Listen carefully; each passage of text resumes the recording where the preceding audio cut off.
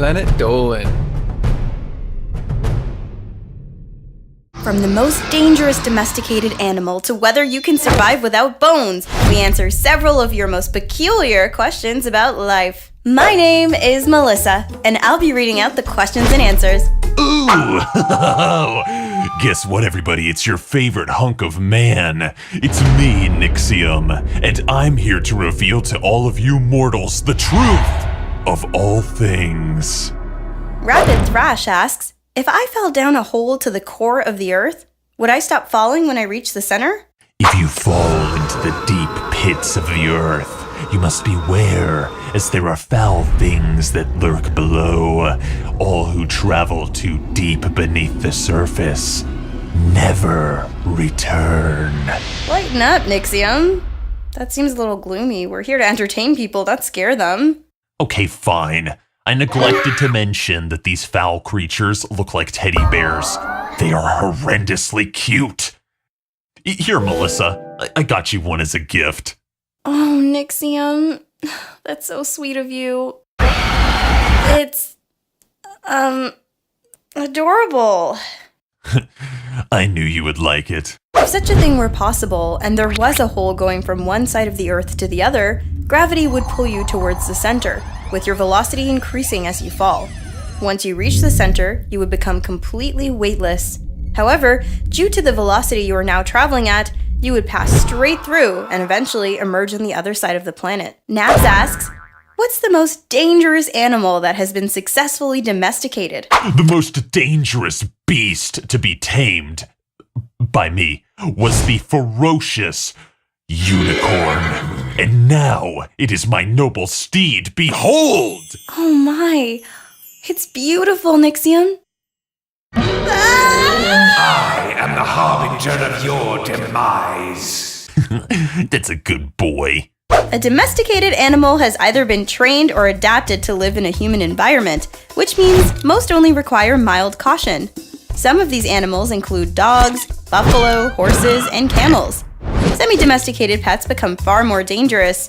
These include large cats like cheetahs and tigers, but also large reptiles and birds such as alligators and ostriches. Chief Surgeon asks, do we have the technology to teleport an object or living creature? Melissa, aren't you working on a teleportal thing? Yeah, but it's far from finished. There's a lot of problems when it comes to— Oh yeah! Let's try it out! No, Nixium, wait!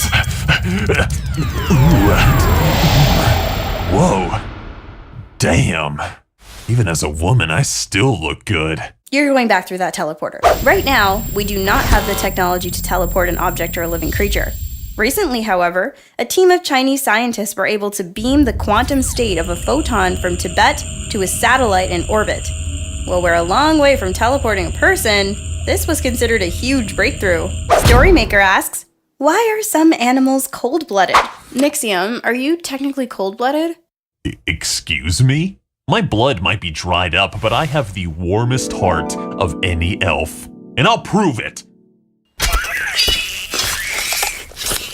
Melissa, babe, accept this trophy as a token of my undying affection. Oh, Nixium, you shouldn't have. Really. There are different ways in which animals regulate their temperature. Cold-blooded animals, which include most reptiles, fish, and amphibians, are called ectotherms. They take advantage of external conditions to raise their body temperature, like sunlight. This is the opposite of warm-blooded animals, known as endotherms, which metabolize fats and sugars to generate internal heat. Jason Lewis asks, what would happen if the oceans and sky turned green? A green sky is a sign that your world is poisoned. You must flee your doomed planet before it's too late. Although, many would say that it is humans who are the poison of worlds. Do you have something against humans, Nixium? Humans invaded my homeland. Then, they built fast food restaurants all over the place. So you hate humans because they took over your home? What? No. They won it fairly by right of conquest. It's just, this fast food service stinks. I said I wanted a cheeseburger with large fries. What's that, me lord? You say you want some nuggets? no! I said I want a cheeseburger with large fries! All right, me lord. That's one large box of Griffin nuggets coming right up. The sky and oceans appear blue because the longer wavelengths of light, red, orange, and yellow, are absorbed more strongly by the water and atmosphere. If the sky appears green, it could be a sign that severe weather is approaching, like a tornado. This could be caused by water droplets in the air which scatter light under certain conditions, making the sky appear green. Cicely Quivim asks, why is the Earth's core lava? The Earth's core is not lava. It's a great forge created by the dwarves of old. From it, they shaped the planet, building mountains and valleys with my help. If that's true, then where are they now? Oh, that's simple. There was no money in it. They'd spend ages crafting a mountain and then nobody would buy it. Nowadays, most dwarves work in insurance. Don't tell anybody this, Melissa, but I've claimed life insurance 5 times already. They have no rules against undead beings. Idiots. The core of the Earth isn't actually lava. Both the inner and outer core are made of an iron-nickel alloy, with the inner core being solid and the outer core being a liquid. Lava is magma that reaches the surface of our planet, and magma is composed of molten rock that forms in the mantle below the Earth's crust. Clash Royale fan asks, is it possible to taste food without saliva? All great elves have the ability to taste objects simply by making contact with them. Just watch. Damn, that's delicious. Oh God! Oh, that's foul. Oh. The taste buds on your tongue require a liquid medium for you to experience the flavors of food. If your tongue was completely dry, your ability to taste would be diminished. Saliva is also helpful for breaking down sugars and other carbohydrates. Additionally, saliva helps to keep your mouth healthy and your breath smelling good. Nixium, if you're undead, does your body produce saliva? Nah, my mouth is as dry as a desert. Check it out. Fireheart asks, what would happen if every cat on Earth died? Then there would be more minions for the army of the dead. Skeletons need company too, you know. I don't think people would appreciate their pets being turned into skeletal monsters. Shows what you know. Ain't that right, Snookums? Yeah, it's my kitty. Cats may seem dependent on us for food and care, but the truth is they are capable hunters. Studies have suggested that in the US alone, cats are estimated to kill up to 4 billion birds, as well as 6.3 to 22.3 billion mammals. If every cat suddenly died, the rodent population would wildly increase, which would be disastrous for farming and would have tremendous ecological effects. Would you survive if you slept in a fridge overnight? A fridge? That's nothing. To preserve my beautiful body, I sleep in a freezer. Well, not quite sleep.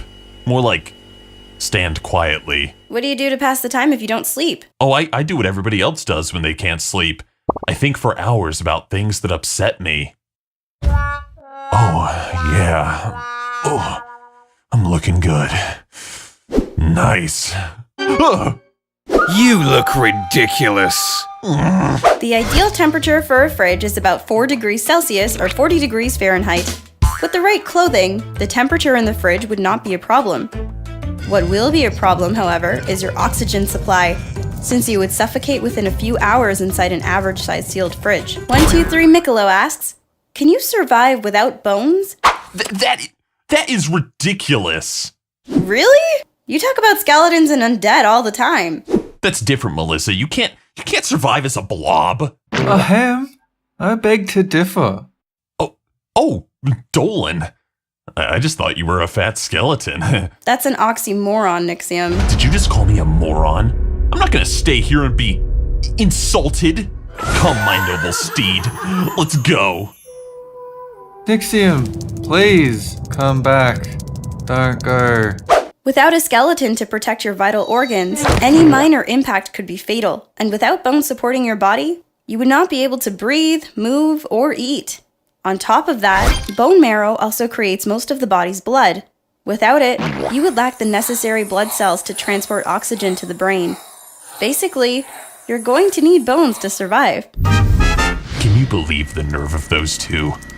Calling me a moron? They just don't appreciate the vast amount of wisdom I have to share. But they'll learn.